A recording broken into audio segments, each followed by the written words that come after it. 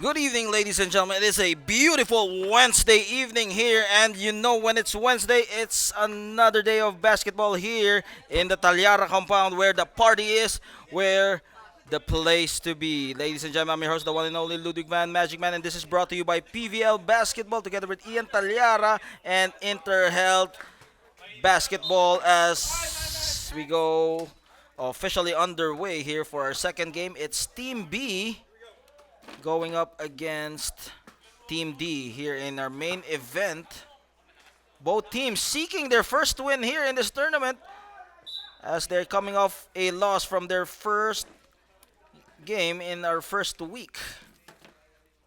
Well, of course, no, you don't want to continue with the tournament with a 0-2 standings, no. Although the standings is not that important until the playoffs, no. But of course, that's a way to gauge yourselves against the opponents, no.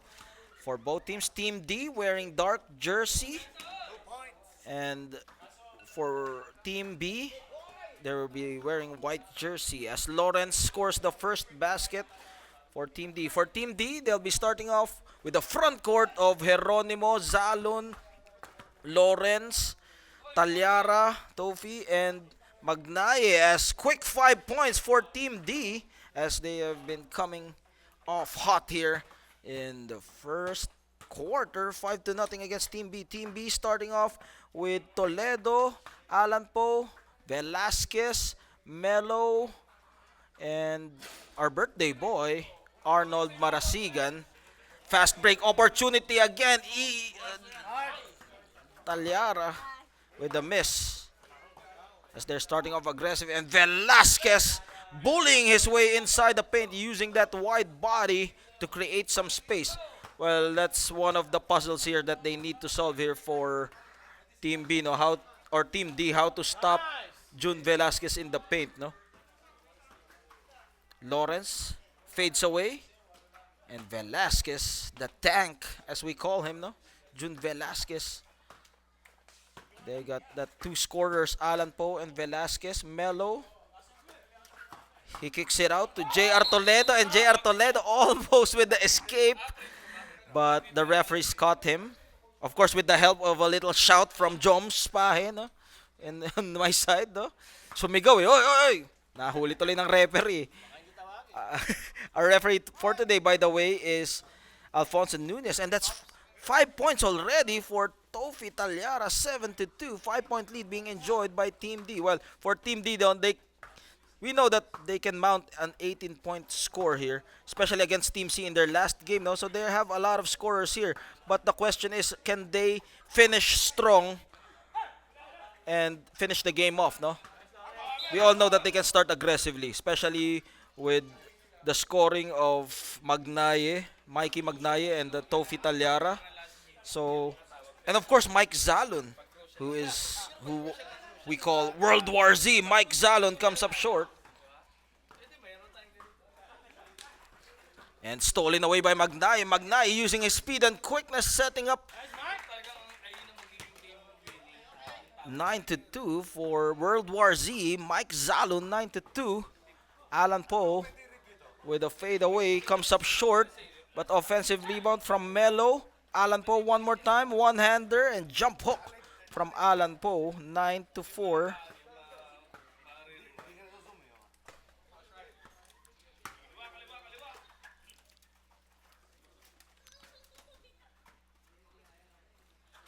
And another corner jumper from Mike Zalon, extending that lead to 7, 11-4, as they're trying to spoil the party of the birthday boy, Arnold Marasigan. Marasigan at the middle, looking at a 2-3 zone. Alan Poe, they go at the left side corner, taking it closer for Arnold, and they got the offensive board. Pull up J for Alan Poe, cutting the lead down to 5, 6-11 with 5 minutes and 40 remaining here from long distance from Mikey Magnaye, and it will stay with Team D. Baseline throw with the cut. Magnaye, catch and shoot. Gets the shooter's bounce for Mikey Magnaye. Well, This guy has lightning quickness and athleticism for Mikey Magnaye. No? Pump fake, handoff against two defenders for Velasquez, and they're just clogging the paint here. Mike Zalun hits all net for Mike Zalun, 15-6. Drop pass. J.R. Toledo, Melo, puts it up, in and out. Rebound collected by Tofi Tallara. Tallara pushes the tempo. Will go all the way to the hole. Put that in the highlight reel for Tofi Tallara. Velasquez, ball fake. Double team on him. Well, good defense from Team Dino. They know that Velasquez is unstoppable in the paint. So they need to put two guys on him just to try to contain him. Now, we know we can stop Velasquez in the paint, no? But you can try to contain him. No? It's like defending Shaq. No? You can double team him, but that's the best you can do. No? As for Team B, they can swing that ball around whenever the double team comes. For sure, somebody will be open. Behind the back dribbling, Alan Poe showing us his handles, and it will stay with Team B. 17-6 in favor of Team D.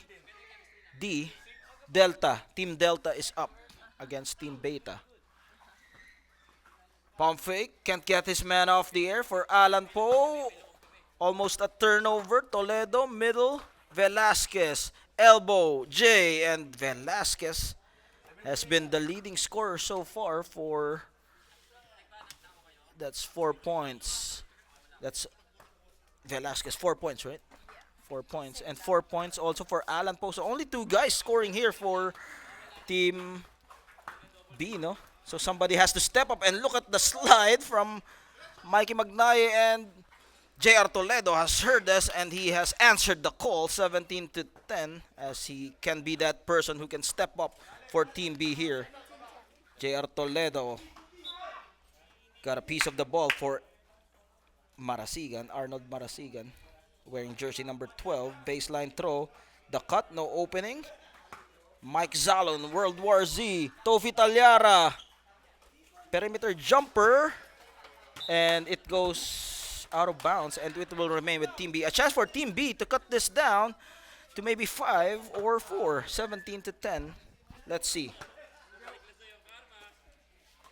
Middle, Melo Bonoan, Velasquez. Well, that's a good challenge, no? And Melo Bonoan, second serving, cutting down the lead to 5. Well, as we mentioned, no? All the shots of Velasquez has been challenged here by Geronimo. So, good defense from Mike Geronimo, 12-17. Doing a terrific job on Velasquez here. But the question is for how long for Mike Geronimo. Magnaye, one-on-one, serving the floor. High-low. And Lawrence unable to catch it. 17-12. 2 minutes remaining here in the first quarter. They will use the half-court set. Well, it is to the advantage of Team B, no? To use the half-court under their play because they have two scorers, Velasquez and Alan Poe. And look at that one from Velasquez as he soars high for that layup. June Velasquez cutting the lead down to 3, 14-17.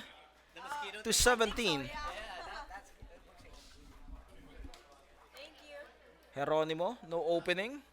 Pahe checks in the ballgame for the first time for Joms Pahe. Oh, intercepted by Arnold Marasigan. Toledo pulls back as he sees no numbers, decides to take it with a runner in and out. Geronimo with the board. Pahe waiting for his teammates. Sets up Tallara. Tallara uses the glass, and the score is back within 5 for Team D, 19-14 with 50 seconds left here in this first quarter. Bonoan lighting it up from long distance, cutting it down to 2, 19-17 with 40 seconds left here in the first quarter. Speeding the tempo for Magnaye. Alan Poe, one-on-one against Tofi, steps back, and Alan Poe hits all net, tying the ball game up at 19. 27 seconds left. Both teams, they don't want to have this whole week coming with 0-2. So this is an important game for both teams, no? Of course, it's bragging rights, no? You don't want to be the team at the bottom of the standings. So let's see. 12 seconds remaining and miscommunication between Magnaye and Geronimo. A chance to grab the lead here for Team B as Alan Poe too strong on that one. And that's the end of the first quarter. We are tied at 19 here in our main event Wednesday. Here inside the Tallara compound, inside the Summer Valley League. Ludwig Van, Magic Man, you know who I am, together with our official scorer, Sophie Aldana, our volunteer, Team Alcances, our referee, Alfonso Nunes. We'll be right back with the second quarter.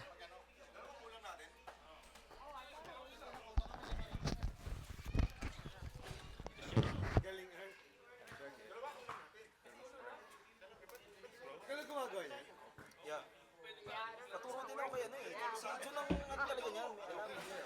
Jun Delgado. Yeah, I have two Kasi big nga, bites, right? ano rin kami sa Mason eh, di ba? May liga rin kami sa Mason. So, inano ko rin, nag-aralan ko rin. Wag, bawal muna. Kasi pag nagre-record, baka mag-mute eh. After. Copyright pag ano. Ang galing eh, no? Oo. Bilib ako kay Jun eh. Oo, ang galing nga ni Jun Delgado eh. Bakit si Jun ko yung order niya pag nag-order na. Galing nga. Tsaka yung, magaling talaga pagkakaayos niya. Tsaka yun nga si Jun Delgado, ang galing ng, ano, kasi hindi ko rin alam meron akong ibang app na ginagamit dati. Ay, mas maganda nga to, sabi ko, mas okay nga siya.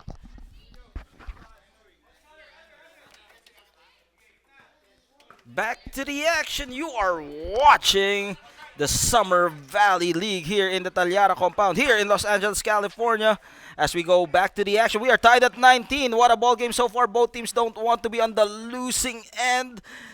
Being number 4 team here in this tournament. Well, of course, that's another week of pondering if you lose this ball game, no?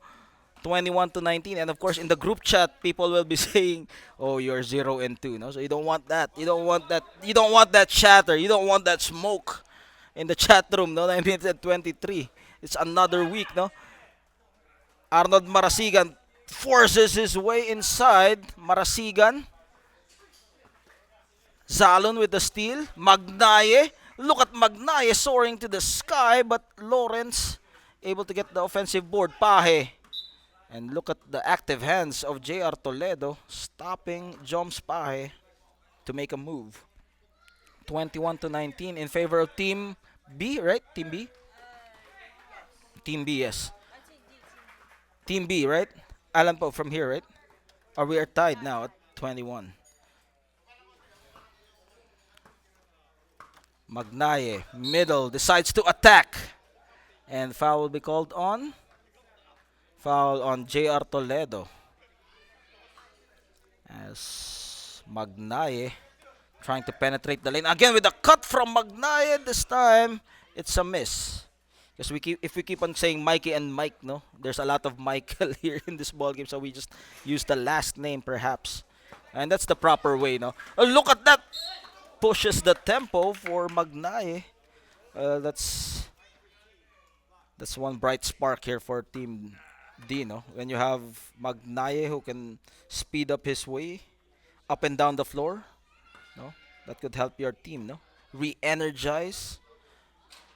But he struggles in the free throw area. We are tied at 21.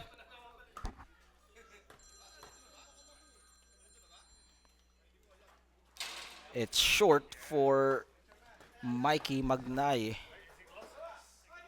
Corner, Alan Poe stuck in traffic. Melo squeezes himself inside for Melo Bonoan as he goes to the line for the bonus free throw. Let's see if he can complete it.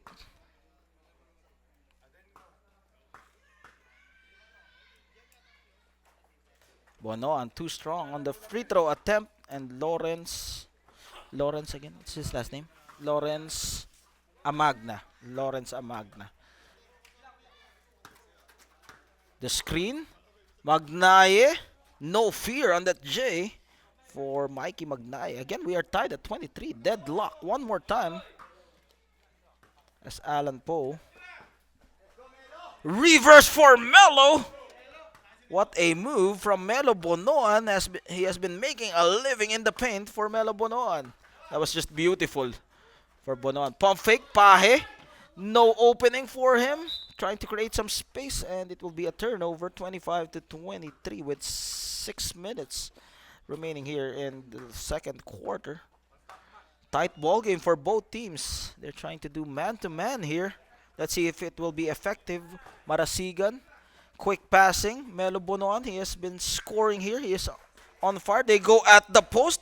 Look at that move from Jun Velasquez and Tofi Tallara absorbing the bump from Velasquez. Well, I think he can absorb it, no, with his wide frame as well, with that wide shoulders, no. 25 to 23. And Tallara too strong on that attempt. Pahe fighting for the loose ball. And physicality on the floor between Pahe and Alan Poe. But that's shows competitiveness here in this ball game, no. Competitive, but outside of the ball, outside of the playing court, no. They're all friends, no. So that's just the spirit of sportsmanship here. J.R. Toledo with a spin. Finds Alan Poe. J.R. Toledo tracking down the loose ball. Zalon trying to steal it. And look at J.R. Toledo. What a move from J.R. Toledo as he puts them on the poster for J.R. Toledo. Well, there's no more poster now, no? Maybe put them in the Instagram reels, no? Behind the back pass. Toledo one more time with the runner. Again, J.R. Toledo. This time, it's a miss for J.R. Toledo. Has been putting up some highlights here, but Tofi Tallara on the other end hits board. And Mike Zalun with the recovery, 25 to 27. Team B still up by 2. But the question is for how long? With 4 minutes and 40 remaining here. They go in the interior. And shout out to our friend here, Apple Laos. How are you, my friend? 4 minutes and 29. Post-up move. Velasquez against 2 defenders. And he will go to the line and he will have to earn it. And Ben Mark Solomon will check in the ball game.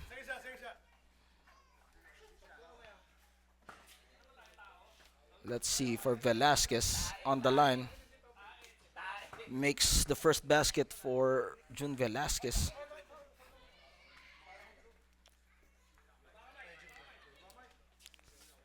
Let's see if he can complete both free throws here for Jun Velasquez.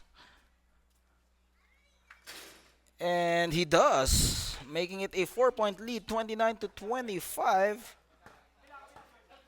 Team D on the ropes here. Let's see if they can fight toe-to-toe against Team B. Magnaye against Bono, and that's an interesting matchup between 2 athletic guys going at each other. That's an interesting matchup, no, between Bono. Pretty much identical in their game, no? Between Magnaye and Bono, no? Zalon sees an opening, sets up Pahe. This guy is a shooter. However, that time it was too strong. And look at Zalon picking up the trash. However, for Mike Zalon, unable to complete it. And look at Magnaye with a pickpocket. And look at Magnaye goes all the way to the hole. And he delivers the goods for Mikey Magnaye. And now, one more time. Transition offense. Magnaye, can he hit back-to-back? This time it's short, but Lawrence is there for the offensive board. 29 to 27. Team D starting to heat up here in the second quarter. Apple Laos in the ball game as well. Of course, shout out kay Apple Laos. No? Yung t-shirt natin galing kay Apple Laos to. No? The Alex Ayala t-shirts. No? Oh, look at that move from Ben Mark Solomon. As he sees a gap through the hole and delivers the home run, 27 to 31 for Ben Mark Solomon. Too strong on the bonus free throw. Alan Poe trying to create some space, can't shake off his defender. Ben Mark thought about it. Quick passing, Velasquez fades away, and Velasquez with a friendly roll and extends the lead, 33 to 27. Magnaye looking at his options. Zalun. Bullet pass. but Pahe wasn't prepared for that one. It's a 5-point lead by Team B. By the way, sorry. Let me just adjust it. Team B is up 27 to 33. Sophie, right? Yeah. Benmark too strong on that one. Rebound taken away. Pahe converts on the other end for Joms Pahe. 29-33. 1 minute remaining here in the second quarter before we go to the halftime break. And Lawrence able to cut away that play short, as they will need to reset here for Team B. Pulls the trigger for Arnold Marasigan. And a chance to trim away the lead here for Team D. Bounce pass. Magnaye blocked by the birthday boy. Arnold Marasigan. Alan Poe spots up. And Alan Poe will score 35 to 29. 6-point lead by the guys in white. Magnaye. High post against Bonoan. Foul will be called on Melo Bonoan. 18 seconds. Remember, this is running time until the last quarter.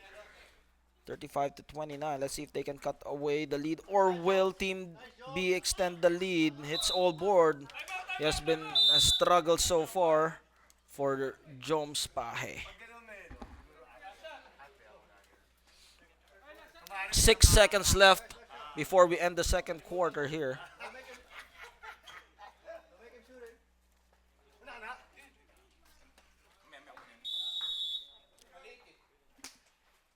Six seconds left.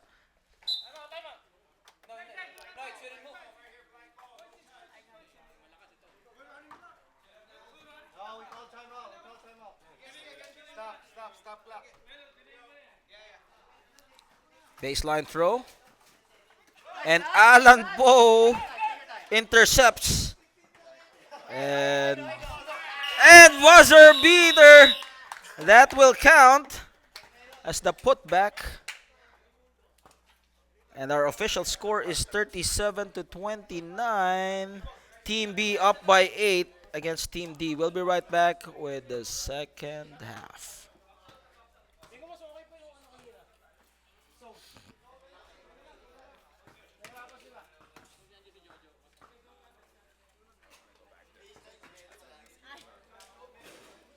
Too many, too many.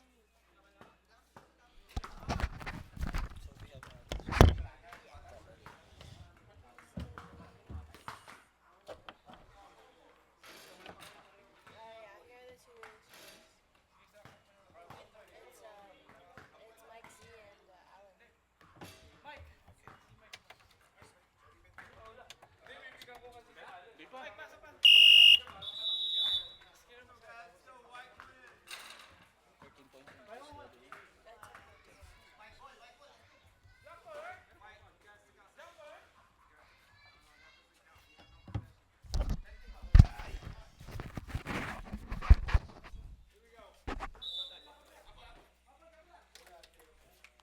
Back to the second half action here in the Tallara compound. The matchup is Team B and Team D. Both teams looking for their first win here in this tournament, in this Pocket Tournament Summer League here in the Valley, presented by Ian Tallara Basketball, PVL, and Interhealth Care Sports. I'm your host, the one, the only Ludwig Van Magic Man. As we go straight into the action, our score is 29 to 37. Team B up by 8. Put back by Tofi Tallara. And good defense there by Ben Mark, and Mike Zalun continues to lead his team with 12 points here under his name. Leading scorers for both teams, Alan Poe with 13 points for Team B, and for Team D is Mike Zalun with 12 points.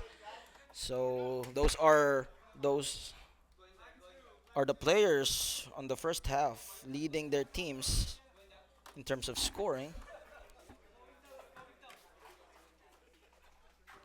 Baseline, no opening. One-hander for Arnold Marasigan. Mike Zalun strategizing. Decides to take it. Zalun, 15 points under his name. Cutting down the lead to 3. 37 to 34 for Mike Zalun. Alan Poe, head-to-head marquee matchup between Mike Zalun and Alan Poe. Velasquez pulls the trigger short. Arnold Marasigan, Alan Poe, no opening. Decides to take it fade away, and Alan Poe, 15 points for Alan Poe.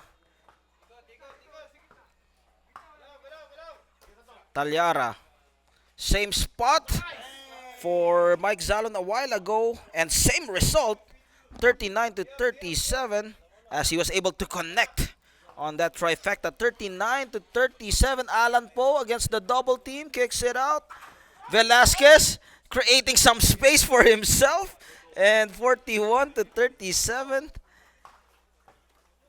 Magnaye, the screen from Geronimo. Magnaye too strong. Zalun tracks it down, and Mike Zalun keeping his team at striking distance here. 41 to 39. 2-point lead by Team B. Crossover. Alan Poe, middle. J.R. Toledo. Alan Poe, left wide open. It rattles out. Zalun. Crossover.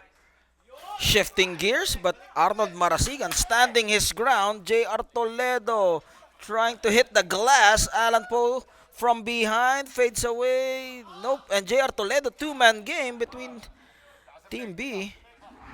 43 to 39, 4-point lead. Zalun again. They have been relying on his shooting prowess. Not this time. And he got the steal, and it hits his foot. It will go to the other side for Team B. Another chance for Team B to extend the lead here.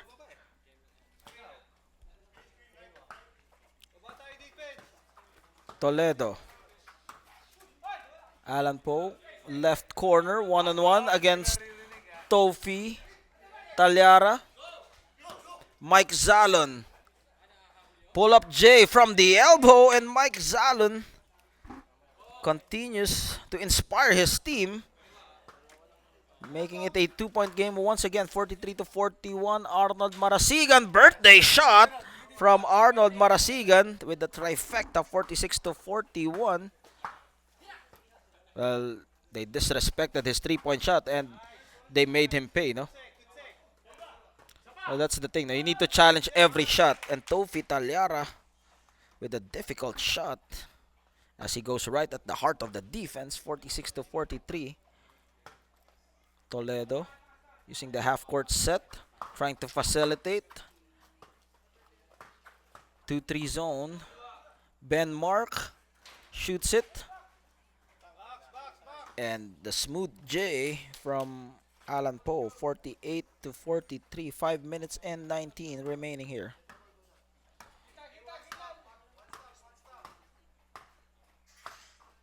Zalun. Tallara goes hard to the basket. Rebound taken by Alan Poe. Alan Poe with a challenge from Laos. Drop pass. Laos. Zalun able to cross the timeline. Saves it. Apo Laos stretches for that layup. And again, Mike Zalun carrying the scoring load for his team. 48 to 45. Well, he has been the only scorer together with Tofi Tallara. Well, they need to help him out here. Aside from Tofi Tallara, they need Magnaye's scoring as well, especially in transition. So let's see. Baseline, dribble drive, blocked by Geronimo. One more time for Alan Poe as he was able to redeem himself after that block from Geronimo. Geronimo doing a terrific job on the defensive end. However, in the offensive part, he has not been helping out a lot. So 4 minutes and 10 remaining here in the third quarter. Timeout has been called by Team D. They're down by 5, 50 to 45. We'll be right back after this timeout.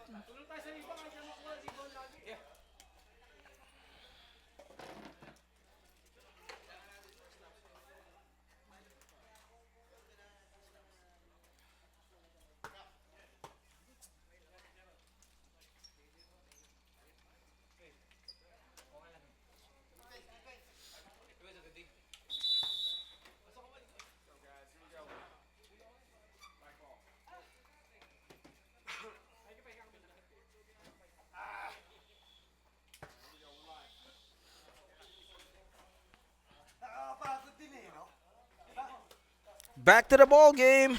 4 minutes remaining here in the third quarter. Lawrence Amagna unable to convert on the other end.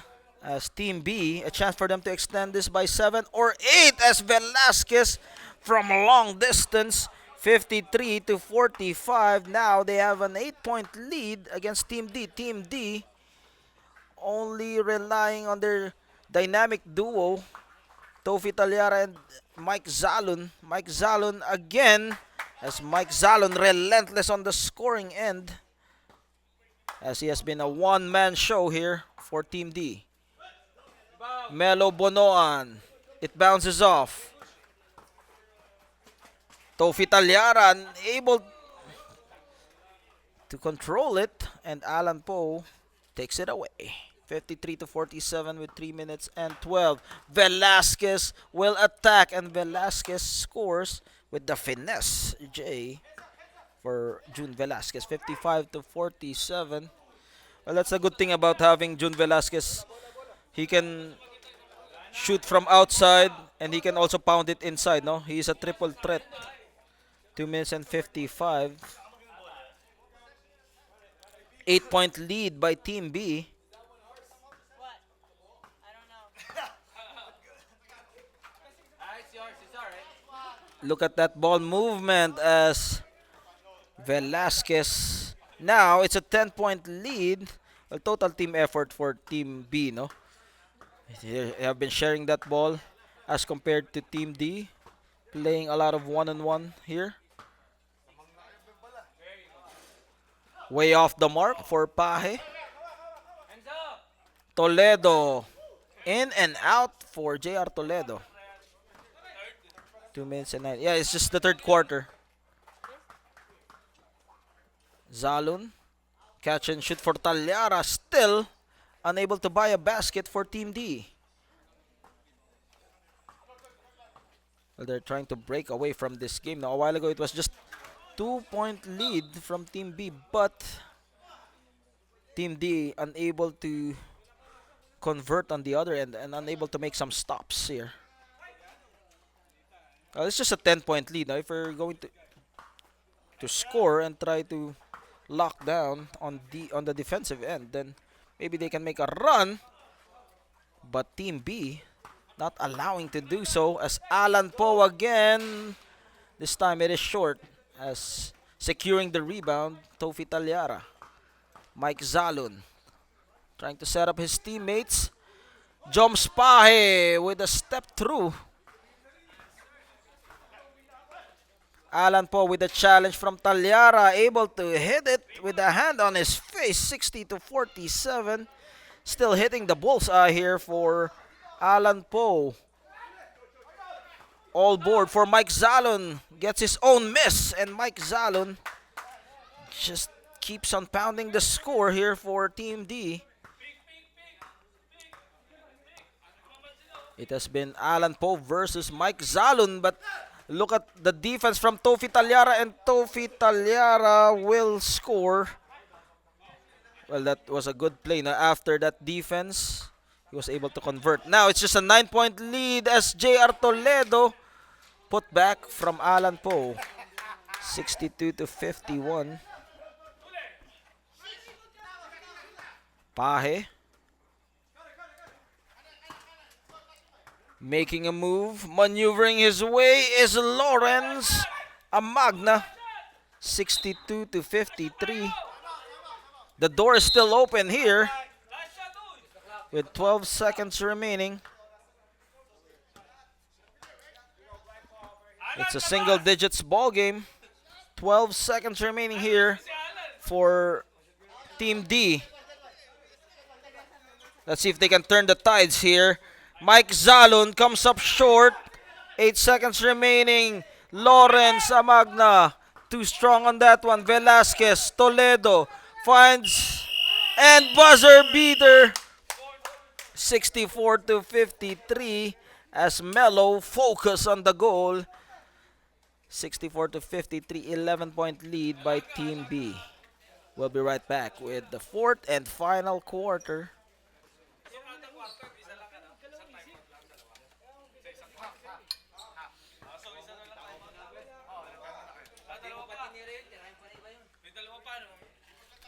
Dalawa pa, I think. They still have two timeouts. You still have one timeout, right? no, you guys have zero timeouts. And they have two. Okay, thank you. Two timeouts, zero. Yeah.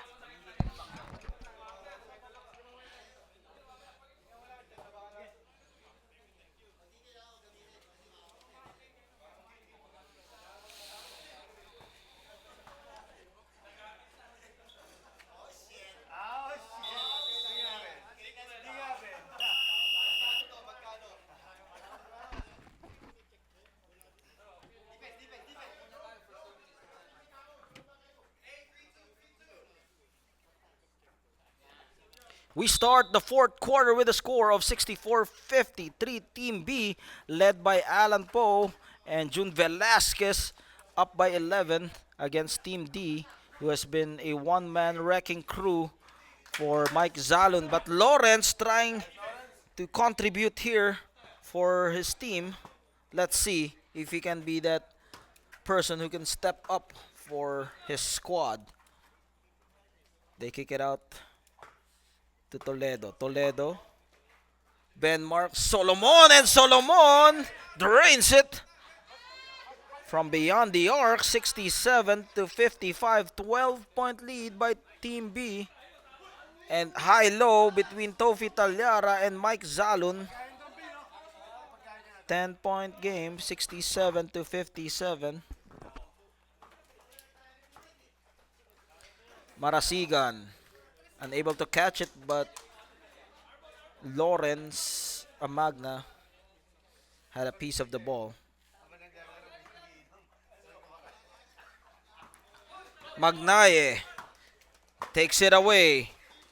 And look at Magnaye, but the defense of Toledo locking him down as June Velasquez. Easy basket, 69-57. Zalun using the half-court set facilitates. The screen from Laos, middle. Amagna. It rattles out. Alan Poe collecting another rebound.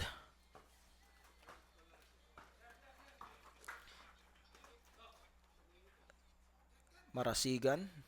Cross court. J.R. Toledo. J.R. Toledo hits it from Rainbow Country. 72-57. 15-point lead now. And Alan Poe, their hustle as Zalun wrap around to Tofi Tallara. And nothing going in here for Team D. Alan Poe. Drop pass. Jer Toledo unable to catch it.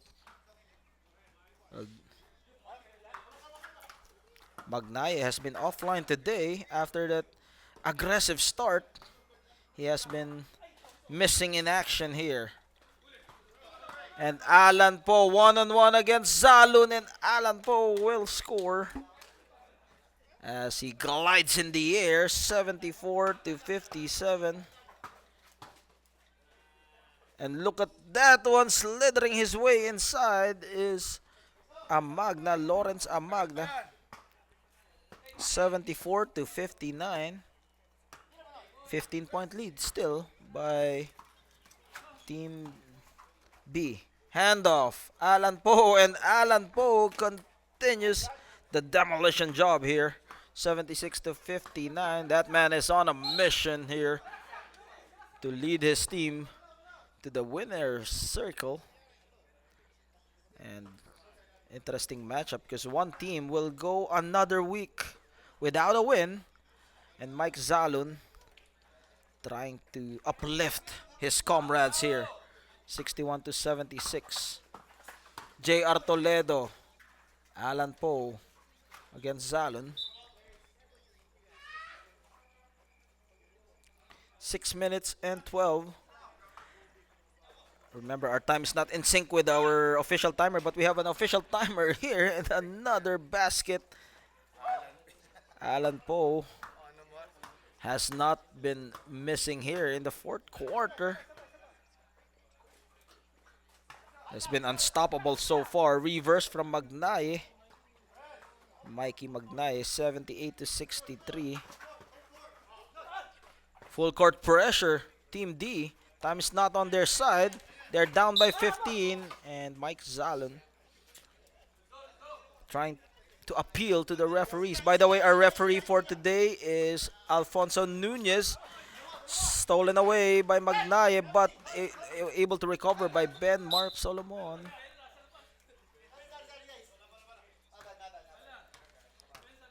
And another chance for Team D. And look at Alan Poe. This guy's a two-way player now, defense and offense. But unable to convert on the other end. Mike Zalon still 78 to 65. He has been the only scorer here for Team D as the birthday boy Arnold Marasigan 80 to 65. Everyone has been scoring here for Team D or Team B. Trying to facilitate here. Magnaye, look at the defense of Team B. And Mike Zalon again. Different spot. But same result. Another score for Mike Zalon. Let's see the score of Mike Zalon in the fourth quarter. 6 points in the fourth quarter. 8.6 points in the fourth quarter for Mike Zalon. But they aren't able to make some stops here for Team D, no? So they have been just trading punches. And while Team B has been scoring, but they have been also terrific on the defensive end. Mike Zalon, catch and shoot. And Mike Zalon, 8 points in the fourth quarter alone for Mike Zalon. But Velasquez, see the problem here with Team D. Mike Zalon has been the only scorer, while for Team B, they have a lot of options. They have Alan Poe, they have Velasquez, they have Toledo, and Toledo stretches forth on that layup 86 to 69. High scoring ball game here. Almost a steal.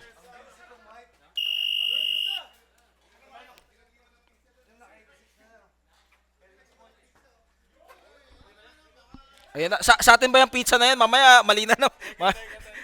Teka lang, kanino ba yung pizza na yan? Mamaya, mali na naman yung pizza. Naalala ko na naman yung pizza last week. Ewan ko. hindi pala sa atin yung pizza last week. No? Hindi. Oh, and look at Tofi Tallara. Goes hard to the basket. Alan Poe. Time is on their side. Time is their friend right now. And Alan Poe still putting the hammer down. He has been wrecking havoc out there for Alan Poe, as he has been bringing hail, thunder, and lightning for Alan Poe.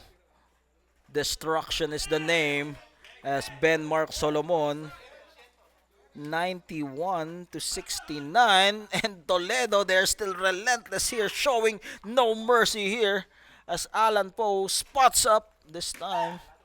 That's a rare miss here in the fourth quarter for Alan Poe. Mikey Magnaye finally ending the drought. They have been bleeding for points. They're down by 20 as we go to the Twilight Zone. Last 2 minutes here is brought to us by PVL, Interhealth, and of course, Ludwig Van, Magic Man. You know who I am. I'm your official voice. And of course, Ian Tallara, basketball. As we are here in the Tallara compound, this is the place to be, where the party is, where the action is, everything. And 1 minute and 34. Marasigan, birthday shot. Nope, not this time for our birthday celebrant. And Tofi Tallara, great setup and great two-man action between Magnaye and Tallara. 91 to 73. Toledo, Ben Mark, Marasigan, middle. As Ben Mark with a jump hook, 93 to 73. 55 seconds left. And Tofi Tallara, again, another assist from Mikey Magnaye. Eminem. 40 seconds remaining. Toledo dancing around his opponent. He wants to take him one on one. Nope. It's not gonna dance. Comes up short. 30 seconds left. Velasquez putting on the finishing touches here as they're putting Team D on the body bag. Set 95 to 77. JR Toledo. Nope. Not this time. 10 seconds remaining. Pahe still can't buy a basket. And it has been a long day for Team D. And they will go another week without a win as Team B joins the winning circle. And our player of the game is Alan Poe, I believe. Without looking at the score, without looking at the official score, I believe it's Alan Poe. Let me make a guess. As our official scorer here is Sophie Aldana. Thank you very much for our referee Alfonso Nunes, our volunteer for today, Timothy Alcances, and of course Ludwig Van Magic Man as we wait for the official tally of our scores for our player of the game. Who's our player of the game, Sophie? How many points? 32 points. 32 points. Alan Poe is our player of the game with 32 points. Sophie, right? 32 points, right? 32 points. Alan Poe is our player of the game with 32 points.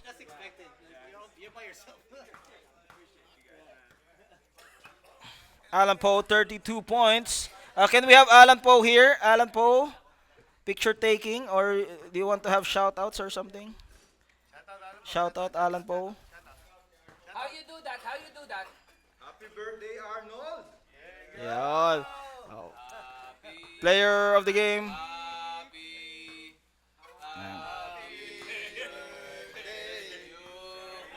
Congratulations, Team B, for winning this ball game, and happy birthday again to Arnold Marasigan. That ends our recording. This is your PVL, Interhealthcare, Ian Tallara Basketball, and of course, Ludwig Van Magic Man. You know who I am. Catch this game on YouTube.